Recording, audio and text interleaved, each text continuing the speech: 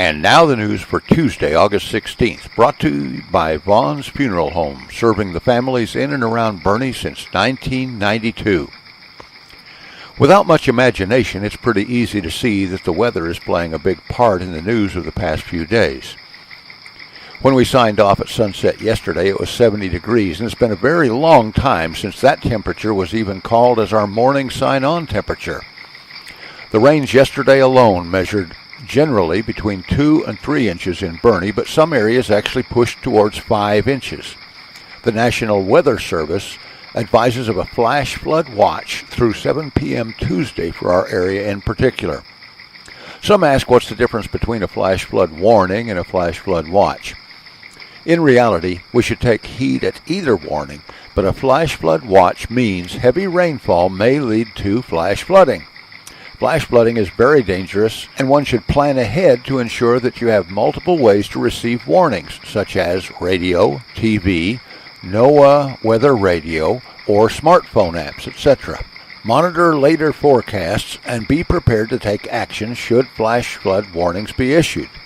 For today, the Weather Service says that we should expect rainfall amounts of 1 to 3 inches with pockets of 4 inches possible.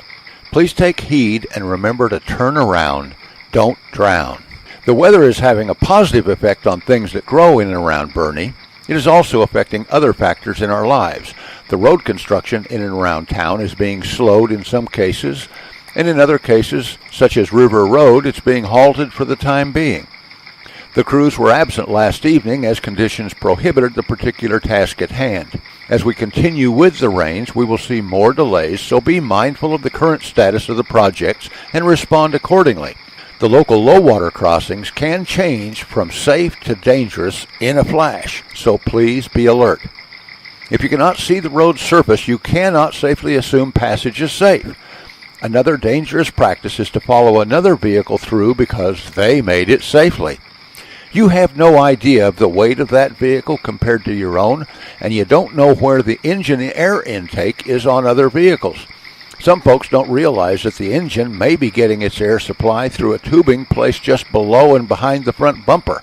And that means that while a vehicle whose engine breathes from just under the hood can make it through 6 or 7 inches of water without a real problem, a similar-looking vehicle may be stalled out by the same water level, and then that disabled vehicle and its occupants are at the mercy of the water flow.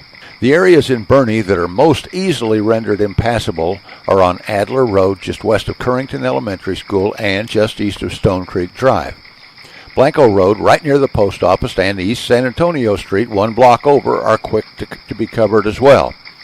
Johns Road, just west of School Street, West San Antonio Street, just west of South Main, and of course, School Street has a couple of dangerous areas. Rosewood Avenue and James Street and East Thiessen all have low-water crossings which become impassable very quickly. Esser Road has a couple of dangerous areas near the Highway 46 intersection, and these are certainly not the only areas to be aware of. Please plan ahead, allow a little extra time for travel, and know of alternate routes to get around these areas so as to not become trapped. Well, that's the news, and I'm Tom Allred reporting. And now we're back to the hits of the 50s and 60s on 1500 KBRN in Boerne, Texas.